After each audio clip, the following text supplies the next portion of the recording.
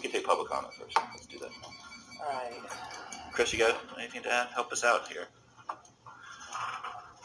This conversation is incredibly hard to sit through as a person who is basically newly disabled and because of that disability became homeless and is now living in SROs at a level of poverty that I don't know how to imagine myself to get out of.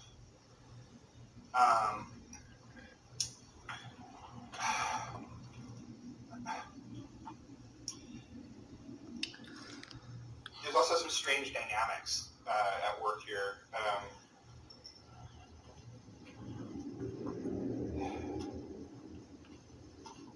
I'm sorry, I'm upset. I think is what's going on. I'm upset at this conversation. I guess like the last comment about the unintended consequences of giving SRO tenants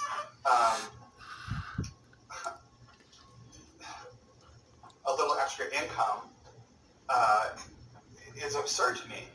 I mean, I realize people have drug problems and stuff, but this is a basic amount of money that people need to live. I mean, I said this at the last public comment. I am in the midst of a monthly economic crisis with what I'm left over after the little bit of what I get goes to my rent.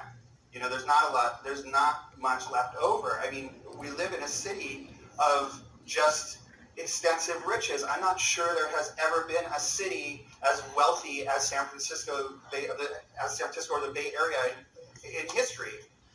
And I don't understand the argument that we should leave disabled and chronically ill people without an income. Hello.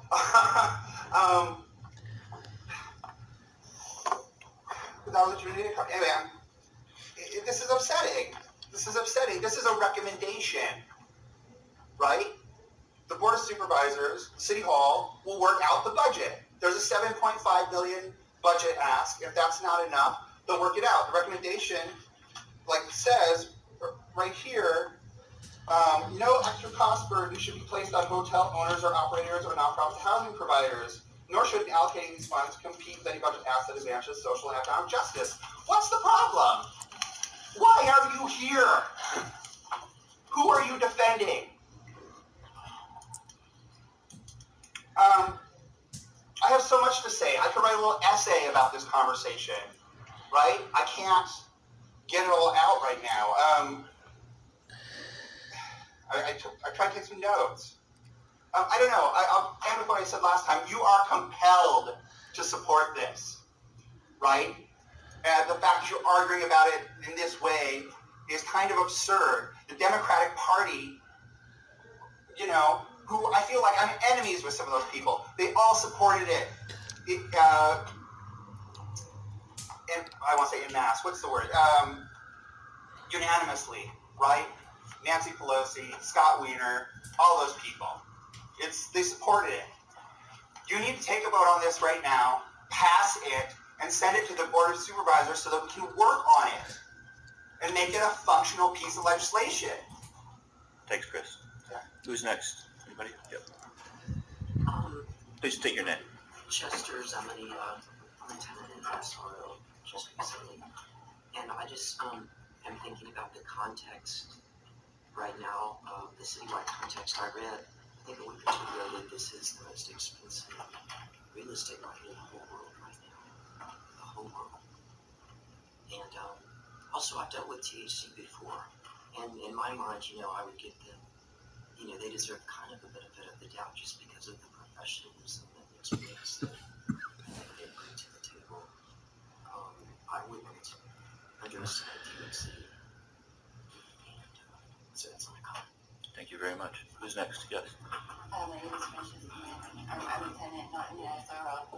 I have family members and dear friends in both Section 8 housing and in nonprofit run housing there, and they take 30% of their income for where they live. And the mere idea that they would have to pay more, unlike nothing that they receive,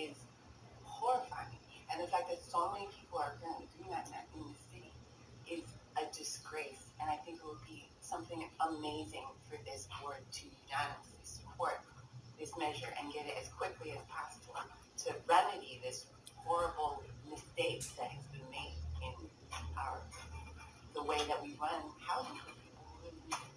So I'm here to just support this proposition and thank all of you who are going to vote for it. Okay, so is there a motion? I'll entertain amendments.